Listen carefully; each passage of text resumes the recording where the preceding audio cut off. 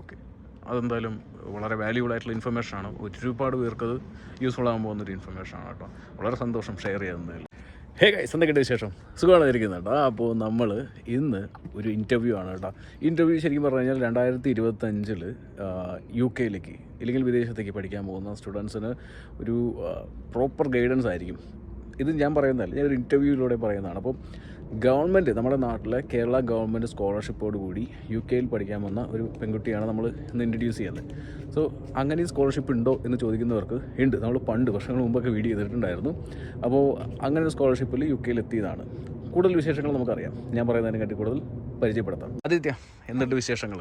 സുഖമായിട്ടിരിക്കുന്നു. ഓക്കെ, പിന്നെ ഇപ്പോൾ നാട്ടിൽ എവിടെയാണെന്ന് ജസ്റ്റ് ഒന്ന് ഇൻട്രൊഡ്യൂസ് ചെയ്യാൻ പറ്റുമോ? അതിനെ കുറിച്ച് എന്താണ് ആദിത്യ എന്നുള്ളത്? ഞാൻ നാട്ടിൽ തൃശ്ശൂർ കുന്നംകുളത്ത് നിന്നാണ് വരുന്നത്. പിന്നെ ഞാൻ എൻ്റെ BSc ചെയ്ത് മൈക്രോബയോളജിയിലാണ്. അത് കഴിഞ്ഞിട്ട് ഞാൻ CUET പണ്ടൊരു എക്സാം എഴുതിയായിരുന്നു. എന്നിട്ട് MSc മറൈൻ ബയോളജിക്ക് എനിക്ക് പോണ്ടിച്ചേരി യൂണിവേഴ്സിറ്റിയിൽ കിട്ടി. അത് ആൻഡമാനിലായിരുന്നു പഠിച്ചത്. അതിനുശേഷം അതിന് കോഴ്സ് കഴിയുന്നത് ഈ മെയിലായിരുന്നു. ആഫ്റ്റർ പിന്നെ ഞാൻ ഇങ്ങോട്ടേക്ക് UK വന്നതാണ് നമ്മൾ കൂടുതലായിട്ട് അറിയേണ്ടത്. അപ്പോൾ അതിൻ്റെ ഇടയിൽ നമ്മൾ ആദ്യം പഠിച്ച കോഴ്സ് ഏതായിരുന്നു? ആദ്യം ഞാൻ മൈക്രോബയോളജി പഠിച്ചല്ലേ? ഓക്കെ, എവിടെയാണ് നാട്ടിലെവിടെ പഠിച്ചത്? നാട്ടിൽ തൃശ്ശൂർ സെന്റ് മേരീസിൽ. അതിനുശേഷം ഒരു കോഴ്സ് എടുത്തല്ലോ, ഒരു അതേതായിരുന്നു? കോഴ്സ് അല്ല, അത് കഴിഞ്ഞ് MSc മറൈൻ ബയോളജി. അത് പോണ്ടിച്ചേരിയിൽ. പക്ഷേ നമ്മൾ പഠിച്ചതെല്ലാം മറ്റേ ആൻഡമാനിലായിരുന്നു. അതിന്റെ ക്യാമ്പസ് വന്നിട്ട് ആൻഡമാനിലായിരുന്നു ക്യാമ്പസ് അല്ലേ? എങ്ങനെയുണ്ടായിരുന്നു അവിടുത്തെ വിശേഷങ്ങൾ? ആൻഡമാൻ അടിപൊളിയായിരുന്നു അല്ലേ? ഒന്നും പറയാനില്ല. ഓക്കെ, അവിടെ നിന്ന് UK വന്ന വിശേഷങ്ങൾ നമുക്ക് എത്താം. അപ്പോൾ ആൻഡമാനും അതുപോലെ തന്നെ ഇവിടുത്തെ UK എങ്ങനെയുണ്ടെന്ന് നമുക്ക് ചോദിക്കാം. ഓക്കെ, ഇപ്പോൾ ഫസ്റ്റ് തന്നെ UK എത്തുന്നത് ഒരു സ്കോളർഷിപ്പോട് കൂടി എത്തുന്നു. ഓക്കെ, അധികം മലയാളികൾക്ക് പരിചയമില്ലാത്ത ഒരു സ്കോളർഷിപ്പാണ് അല്ലേ? അപ്പോൾ അത് ഏത് സ്കോളർഷിപ്പാണ്, എന്ത് സ്കോളർഷിപ്പാണ്? അത് നമ്മുടെ കേരള ഗവൺമെന്റിന്റെ ഓവർസീസ് സ്കോളർഷിപ്പ് ഉണ്ട്. അതായത് SC/ST കാസ്റ്റിനും അതേപോലെ തന്നെ OBC-കാർക്കും കിട്ടും. അപ്പം SC/ST-കാർക്ക് മെയിൻ ആയിട്ട് 25 lakhs സംതിങ് കിട്ടുന്നുണ്ട്. അതേപോലെ OBC-കാർക്ക് 10 lakhs സംതിങ്ങും. പിന്നെ അതല്ലാണ്ട് ഇൻട്രസ്റ്റ് ഇല്ലാണ്ട് ലോണൊക്കെ ആയിട്ട് കിട്ടും. അപ്പം അത് വഴിയാണ് ഞാൻ അതൊന്നും കൂടി ഡീറ്റെയിൽഡ് ആയിട്ട് എക്സ്പ്ലെയിൻ ചെയ്യാൻ പറ്റുമോ? ആ സ്കോളർഷിപ്പ് എല്ലാ രാജ്യത്തിലേക്കും കിട്ടുമോ, അതോ ഈ UK മാത്രമാണോ കിട്ടുള്ളൂ? അത് എന്താണ്, എത്ര തരുന്നുണ്ട് ആ സ്കോളർഷിപ്പ് ഗവൺമെന്റ്? അത് സ്കോളർഷിപ്പ് മെയിനായിട്ട് 25 lakhs ആണ്. SC/ST 25 lakhs ആണ് തരുന്നത് അല്ലേ? അതിൽ 15 lakhs ട്യൂഷൻ ഫീയും ബാക്കി 10 lakhs നമുക്ക് അക്കോമഡേഷൻ, ലിവിങ് എക്സ്പെൻസ് അങ്ങനെയായിട്ടാണ് തരുന്നത്. നമുക്ക് ഏത് രാജ്യത്ത് വേണമെങ്കിലും പോയി പഠിക്കാം. പക്ഷേ ഡിഗ്രി കഴിഞ്ഞ് MSc ജോയിൻ ചെയ്യുമ്പോൾ മാത്രമേ നമുക്കത് കിട്ടുള്ളൂ. MSc അല്ലാതെ MBA പോലുള്ള കോഴ്സുകൾ കിട്ടുമോ? അതിനും കിട്ടുമല്ലോ അല്ലേ? ഒരു മാസ്റ്റേഴ്സിന് കിട്ടും. മാസ്റ്റേഴ്സ് പഠിക്കാനായിട്ട് നമ്മുടെ കേരള ഗവൺമെന്റ് 25 lakhs വരെ സ്കോളർഷിപ്പ് പ്രൊവൈഡ് ചെയ്യുന്നുണ്ട്. അപ്പോൾ അതിനും കാട്ടി വലിയൊരു എക്സ്പെൻസ് ഉള്ള കോഴ്സ് എടുത്താൽ അതിൽ കൂടുതൽ പൈസ കിട്ടും. എക്സ്പെൻസ് ഉള്ള കോഴ്സ് എടുത്താലും 25 lakhs അത്രേ തരുള്ളൂ അല്ലേ? ഓക്കെ, അപ്പോൾ അതൊരു ക്ലാരിറ്റി വളരെ ഇമ്പോർട്ടൻ്റ് ആയിരുന്നു. ഓക്കെ, അപ്പോൾ ശരിക്കും പറഞ്ഞാൽ 25 lakhs വരെ നമ്മുടെ കേരള ഗവൺമെൻറ് സ്കോളർഷിപ്പ് തരുന്നുണ്ട്. SC/ST OBC സ്കോളർഷിപ്പുകൾ അല്ലേ? Very good. അത് ശരിക്കും പറഞ്ഞാൽ ഞാൻ പണ്ട് വർഷങ്ങൾ മുമ്പ് പരിചയപ്പെടുത്തിയിട്ടുണ്ടായിരുന്നു. പക്ഷേ അതിപ്പോൾ ആളുകൾ മറന്നുണ്ട്. അങ്ങനെയാണ്, മലയാളികളെല്ലാം മറന്ന് പോയിക്കൊണ്ടേയിരിക്കും. അത് ഇടയ്ക്കൊന്ന് ഓർമ്മിപ്പിക്കേണ്ട വളരെ നല്ലതായിരിക്കും. 2025 വരുമ്പോൾ ഇതേപോലെ വിദേശത്തേക്ക് പോകുന്ന സ്റ്റുഡൻസിന് അത് വലിയ രീതിയിൽ യൂസ്ഫുൾ ആവും തോന്നുന്നു അല്ലേ? അപ്പോൾ ഇതിനകത്ത് എൻട്രി ക്രൈറ്റീരിയ എന്തായിരുന്നു? എൻട്രി ക്രൈറ്റീരിയ എന്ന് പറഞ്ഞു കഴിഞ്ഞാൽ നമ്മൾ ഒഡേപെക്ക് പറഞ്ഞൊരു ഗവൺമെൻറ് ഏജൻസി വഴിയാണ് നമ്മൾ ഇങ്ങോട്ടേക്ക് വന്നത്. അപ്പം ഞാൻ MSc അവിടെ മറൈൻ ബയോളജി ചെയ്തുകൊണ്ടിരിക്കുമ്പോൾ തന്നെ ഞാൻ അപ്ലൈ ചെയ്തിട്ടായിരുന്നു. ഒഡേപെക്ക് വഴി തന്നെ നമ്മൾ അപ്ലൈ. ശരിക്കും ഒഡേപെക്ക് എന്ന് പറഞ്ഞാൽ നമ്മൾ റിക്രൂട്ട്മെന്റ് മാത്രമാണ് കണ്ടിട്ടുള്ളത് ഗവൺമെന്റിന്റെ. അത് അല്ലാതെ ഇങ്ങനത്തെ സ്റ്റഡീസിനും അവർ കൈകാര്യങ്ങൾ ചെയ്യുന്നുണ്ട്. അതൊന്നുമല്ല ഒഡേപെക്ക്. ഓക്കെ, അപ്പം നമ്മൾ അപ്ലൈ ചെയ്ത് കഴിഞ്ഞാൽ അവർ മെറിറ്റ് വഴി അവരൊരു റാങ്ക് ലിസ്റ്റ് പബ്ലിഷ് ചെയ്യും. അപ്പം അതുവഴി മാക്സിമം എത്രയോ 350 സംതിങ് സ്റ്റുഡൻസിന് മാത്രമേ കിട്ടുള്ളൂ. ഓക്കെ, ഒരു വർഷം ഒരു 350 സ്റ്റുഡൻസിനെ കിട്ടുള്ളൂ അല്ല? അപ്പം അത് ജനുവരി ഇൻടേക്ക് ഉണ്ട്, സെപ്റ്റംബർ ഇൻടേക്ക് ഉണ്ട്, രണ്ടും കൂടെ 315 സംതിങ്. ഓക്കെ, ഒരു ഇയർലി 350 സ്റ്റുഡൻസ്. ഓക്കെ, അപ്പോൾ അതിൽ സെലക്ഷൻ കിട്ടി. അങ്ങനെയാണ് ഇങ്ങോട്ട് വരുന്നത്. ഓക്കെ, അപ്പോൾ ഇതെനിക്കൊന്ന് ഒരുപാട് പേര് അപ്ലൈ ചെയ്യുന്നുണ്ടോ? ഒരുപാട് പേര് അപ്ലൈ ചെയ്യുന്നു. ഞങ്ങൾക്ക് മീറ്റിംഗ് ഒക്കെ ഉണ്ടാവും ഇടയ്ക്കിടയ്ക്ക്. അപ്പോൾ നമ്മൾ പോകുമ്പോൾ കേൾക്കും എത്രയോ 1500 സ്റ്റുഡൻസ് അങ്ങനെ അപ്ലൈ ചെയ്ത് നമ്മൾ കട്ട് ചെയ്തിട്ടാണ് ഇത്രയും 200, 100 അങ്ങനെ. കട്ട് ചെയ്ത് കൊണ്ടുവരുന്നത്. ഓക്കെ. അപ്പോൾ ശരിക്കും പറഞ്ഞു കഴിഞ്ഞാൽ മീൻസ് ഇനി തൊട്ട് അപ്ലിക്കേഷൻ കൂടുന്ന ഉറപ്പാണ് 100%. ഇനിയും കൂടും. അങ്ങോട്ട് അപ്ലിക്കേഷൻ കോമ്പറ്റീഷൻ കൂടാൻ ചാൻസ് ഉണ്ട് എന്തായാലും. ഇത് വേറെന്തെങ്കിലും നമുക്ക് മാർക്ക് ഇത്ര വേണം എന്നൊക്കെ ഒരു എലിജിബിലിറ്റി 60% മിനിമം വേണം. ഓക്കെ. പിന്നെ IELTS വേണം എന്നൊക്കെ ഉണ്ടോ? IELTS വേണ്ട കോഴ്സിന് IELTS എടുത്തിട്ട് നമ്മൾ അപ്ലൈ ചെയ്യണം. ഓക്കെ. IELTS വേണ്ട. അല്ല, യൂണിവേഴ്സിറ്റികൾ ഡിപ്പെൻഡ് ചെയ്തിരിക്കും അല്ലേ? കൺട്രി യൂണിവേഴ്സിറ്റിക്ക് ഡിപ്പെൻഡ് ചെയ്തിരിക്കും. അവിടുത്തെ എലിജിബിലിറ്റി ആയിരിക്കും. എലിജിബിലിറ്റി ആയിരിക്കും. ഇതിന് ഫസ്റ്റ് നമ്മൾ എന്താ ചെയ്യേണ്ടത്? യൂണിവേഴ്സിറ്റി ആണോ ഫൈൻഡ് ചെയ്യേണ്ടത്, അതോ നമുക്ക് ഒഡാപെക്കിലാണോ അപ്ലൈ ചെയ്യേണ്ടത്? എന്താ ചെയ്യേണ്ടത് ഇതിനകത്ത്? നമ്മൾ മെയിനായിട്ട് യൂണിവേഴ്സിറ്റി നമുക്ക് പഠിക്കേണ്ട കോഴ്സും നമ്മൾ ഫൈൻഡ് ചെയ്തിട്ട് പിന്നെ നമ്മൾ ഒഡാപെക്കിനെ. ഓക്കെ. നമ്മൾ ഫസ്റ്റ് ചെയ്യേണ്ടത് ഒരു യൂണിവേഴ്സിറ്റി ഫൈൻഡ് ചെയ്യുക, കോഴ്സ് ഫൈൻഡ് ചെയ്യുക. എന്നിട്ട് അവിടെ അഡ്മിഷൻ ഓക്കെ ആയിട്ടാണോ ഒഡാപെക്കിനെ കോൺടാക്ട് ചെയ്യുന്നത്? അതിന് മുമ്പ് ഒഡാപെക്കിനെ അഡ്മിഷൻ എല്ലാം അവർ തന്നെ എല്ലാം ഒഡാപെക്ക് തന്നെ ചെയ്തു തരും. അഡ്മിഷൻ കാര്യങ്ങളെല്ലാം ഒഡാപെക്ക് തന്നെ ചെയ്തു തരും അല്ലേ? ലാസ്റ്റ് നമ്മുടെ കൂടെ നിൽക്കും, എല്ലാത്തിനും കൂടെ നിൽക്കും. ഓക്കെ. ഇതെങ്ങനെയാണ് അവർ പൈസ ഇഷ്യൂ ചെയ്യുന്നത്? ആദ്യം എങ്ങനെയാണ് ഒഡാപെക്ക് എങ്ങനെയാണ് പൈസ ഇഷ്യൂ ചെയ്യുന്നത്? നിങ്ങൾ ഇവിടേക്ക് കയറുന്നതിന് മുമ്പ് ഇല്ലെങ്കിൽ ഫീസ് അടയ്ക്കാനായിട്ട് അവർ തന്നെയായിരിക്കും ഫീസ് അടയ്ക്കുന്നത്, അതോ? അതായത് ഇപ്പം എനിക്ക് എൻ്റെ കോഴ്സിന് ശരിക്കും പറഞ്ഞാൽ 22,000 pounds ആണ് ഫീസ് വന്നത്. അതിൽ എനിക്ക് 3,000 യൂണിവേഴ്സിറ്റിയിൽ നിന്ന് എനിക്ക് സ്കോളർഷിപ്പ് കിട്ടിയാറ്. ഓക്കെ. അപ്പം അതും കഴിഞ്ഞ് 19,000 pounds ആണ് എനിക്ക് ഫീ അടയ്ക്കേണ്ടത്. അപ്പം അതിൽ 15,000 pounds ആണ് നമുക്ക് ട്യൂഷൻ ഫീ ആയിട്ട് നമുക്ക് സ്കോളർഷിപ്പ് വഴി കിട്ടുന്നത്. അപ്പം അതിൽ 7.5 lakhs 7.5 lakhs അങ്ങനെ 2 sem ആയിട്ട് അടയ്ക്കണം. അപ്പം അത്രയും അവരടയ്ക്കും. ബാക്കി എമൗണ്ട് വരുന്നുണ്ടല്ലോ, അതായത് 3,000 pounds സംതിങ് നമ്മൾ എക്സ്ട്രാ അടയ്ക്കും. അത് നമ്മൾ കയ്യിൽ നിന്ന് എടുത്ത് അടയ്ക്കേണ്ടി വരും. ഓക്കെ. അത് കുഴപ്പമില്ല. ഇപ്പം നിങ്ങളിപ്പോൾ വേറെ ഏതെങ്കിലും യൂണിവേഴ്സിറ്റിയിൽ കുറഞ്ഞ ഫീസുള്ള ഒരു കോഴ്സ് എടുക്കുവാണെങ്കിലും നമുക്ക് ഈ പൈസ കിട്ടും. 25,000 pound കിട്ടുമോ? കിട്ടും അല്ലേ? നമുക്ക് ഇപ്പോൾ ഒരു അത് ഡിപ്പെൻഡ് ചെയ്യും, യൂണിവേഴ്സിറ്റി ഡിപ്പെൻഡ് ചെയ്തിരിക്കും അല്ലേ?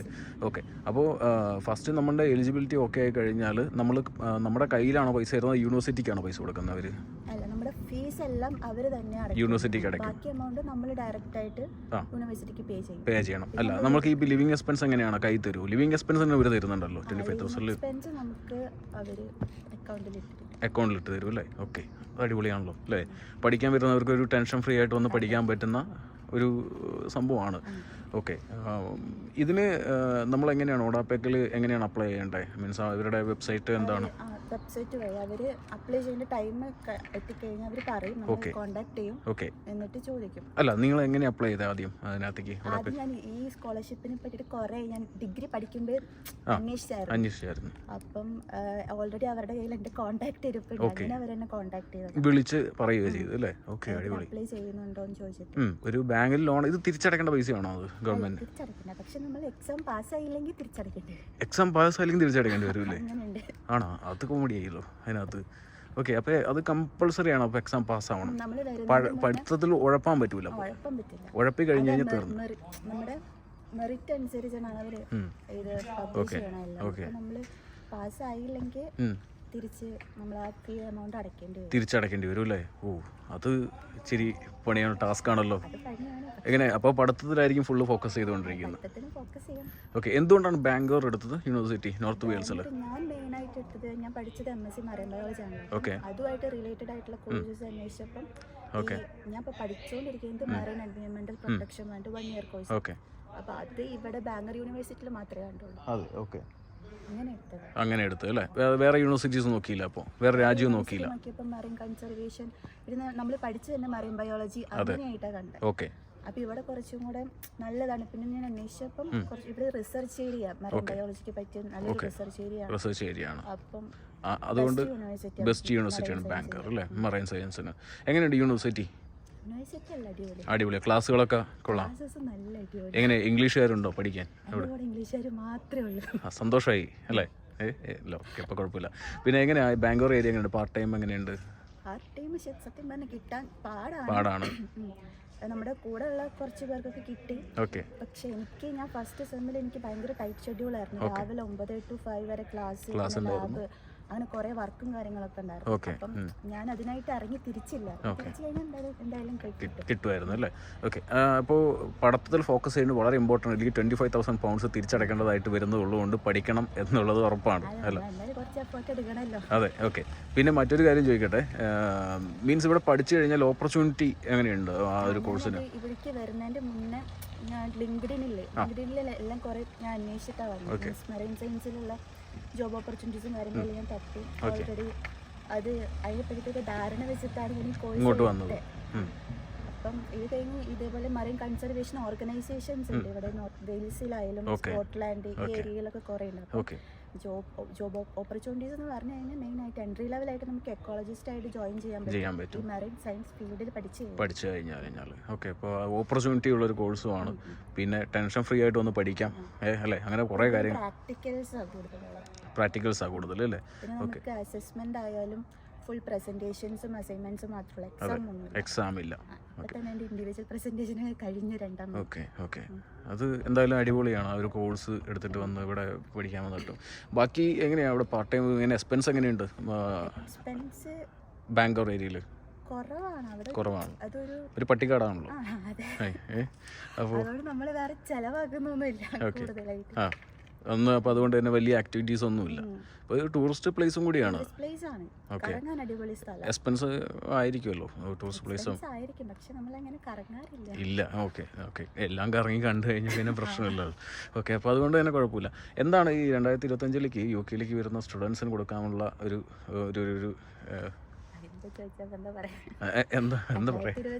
വരുന്ന സ്റ്റുഡൻസിന് നല്ലൊരു ഓപ്പർച്യൂണിറ്റി. കാരണം ഈ 25 ലാഖ് സ്കോളർഷിപ്പ് കിട്ടുക എന്ന് പറഞ്ഞത് ചെറിയൊരു കാര്യമല്ല. അത് എല്ലാവർക്കും അങ്ങനെ കിട്ടുകയില്ല. അപ്പം ട്രൈ ചെയ്യുക, കിട്ടിക്കഴിഞ്ഞാൽ അത് എനിക്ക് തോന്നുന്നു ബ്രില്യൻ്റ് ആയിട്ടുള്ള സ്റ്റുഡൻസിന് പഠിക്കാൻ പറ്റണമെന്നുണ്ടെങ്കിൽ, പഠിക്കാൻ പോകണമെന്നുണ്ടെങ്കിൽ അവർക്ക് അപ്ലൈ ചെയ്യാൻ പറ്റും അല്ലേ? കുറേ പേർക്ക് ഇങ്ങനെ ആഗ്രഹം ഉണ്ടാവും, പക്ഷേ പൈസ ഇല്ലാതിരിക്കുന്നവരുണ്ടാവും. അപ്പോൾ തീർച്ചയായിട്ടും വരിക, പഠിക്കാൻ പോകും. ഏത് രാജ്യമാണെങ്കിലും പോവാം അല്ലേ? ഓക്കെ, സോ ഒരു വണ്ടർഫുൾ ആയിട്ടുള്ളൊരു ഇൻ്റർവ്യൂ കഴിഞ്ഞു. ഒരുപാട് ഇൻഫർമേഷൻ ഷെയർ ചെയ്തു. ഇതിൽ നമുക്ക് എങ്ങനെയാണ് ഇനിയിപ്പോൾ ഇവരെ ഒഡാപ്പെക്കിനെ കോൺടാക്ട് ചെയ്യാൻ പറ്റുക? അവരുടെ വെബ്സൈറ്റിൽ അപ്ലൈ ചെയ്യാനുള്ള ഓപ്ഷൻസ് ഉണ്ടാവും. ഓക്കെ, പിന്നെ ഒഡെപെക് നമ്മുടെ SCST ഡിപ്പാർട്ട്മെന്റ് തമ്മിലൊരു ടൈപ്പ് ഉണ്ട്. അപ്പോൾ നമുക്ക് അവരുടെ നമ്മുടെ SCSTന്റെ ഈ സൈറ്റിൽ കയറിയാൽ തന്നെ ഇവരുടെ കോൺടാക്ട്സും കാര്യങ്ങളും കിട്ടും. ഓക്കെ, അതെന്തായാലും വളരെ വാല്യൂബിൾ ആയിട്ടുള്ള ഇൻഫർമേഷനാണ്. ഒരുപാട് പേർക്ക് അത് യൂസ്ഫുൾ ആകാൻ പോകുന്നൊരു ഇൻഫർമേഷനാണ് കേട്ടോ. വളരെ സന്തോഷം ഷെയർ ചെയ്യുന്നതിൽ.